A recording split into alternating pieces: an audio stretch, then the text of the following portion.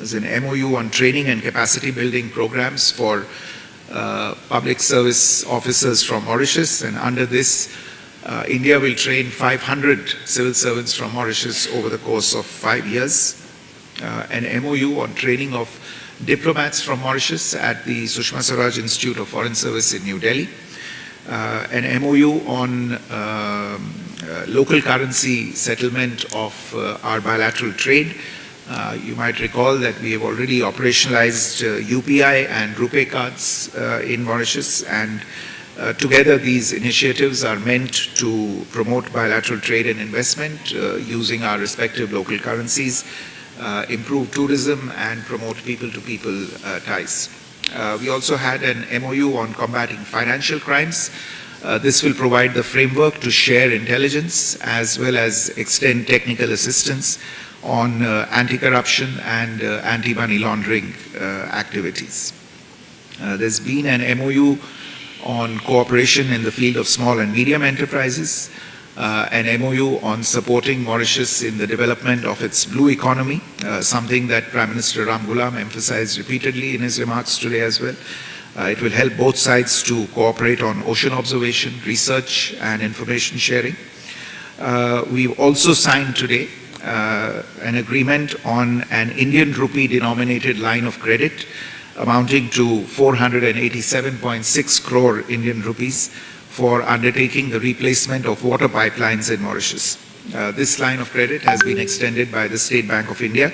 It is the first ever Indian rupee-based line of credit that's being extended by India to any country, and therefore a significant development which expands further our ongoing development cooperation partnership through Indian rupee lines of credit.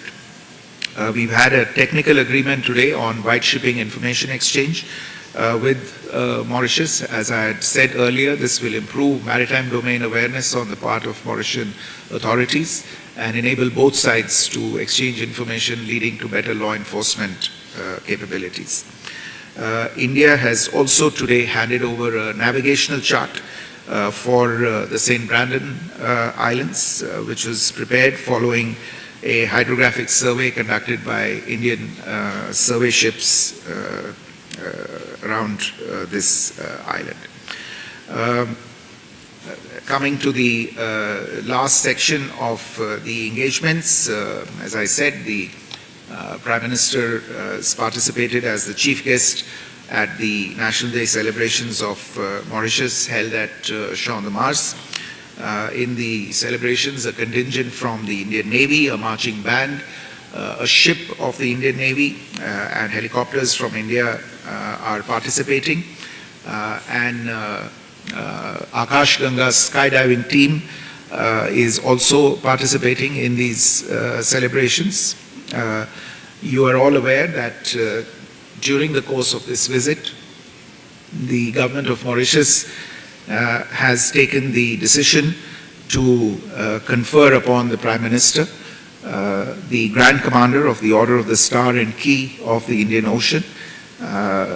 The award, as you would be aware, is generally conferred at State House.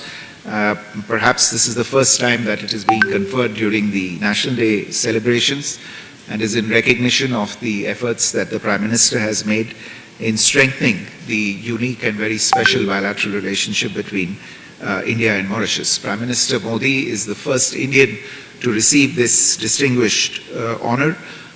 He has already in his remarks publicly, as well as in his meetings with the leaders, conveyed his gratitude for the conferment of this award, which he has accepted on behalf of the people of India.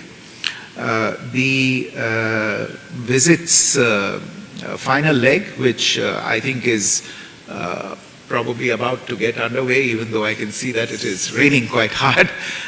But nevertheless, it's an extremely and deeply symbolic gesture, whereby the Prime Minister proposes to offer Ganga Jal from the recently concluded Mahakumbh at Prayagraj into Ganga Talav. You would have heard some of Prime Minister's earlier remarks about this as well, and this symbolizes once again and reinforces the deeply spiritual and cultural connections between our two countries. All in all, this has been an extremely substantive and productive visit. It has enabled two leaders who know each other for quite a long time to re-engage and to once again discuss issues important to the relationship and provide a new orientation to the relationship by elevating it to the level of a strategic partnership that befits the depth and strength of our bilateral ties. You would also have seen the Prime Minister advancing a vision for the Global South in the form of Vision Mahasagar, mutual and holistic advancement for security and growth across regions. This is particularly fitting given that 10 years ago when Prime Minister was here last on that occasion as well as the chief guest for the National Day celebrations, in his speech on that occasion he had advanced Vision Sagar, which is security and growth across regions, and on this occasion he has advanced Vision Mahasagar, mutual and holistic advancement for security and growth across regions. And this vision will guide our engagements with countries in the Global South in the coming years.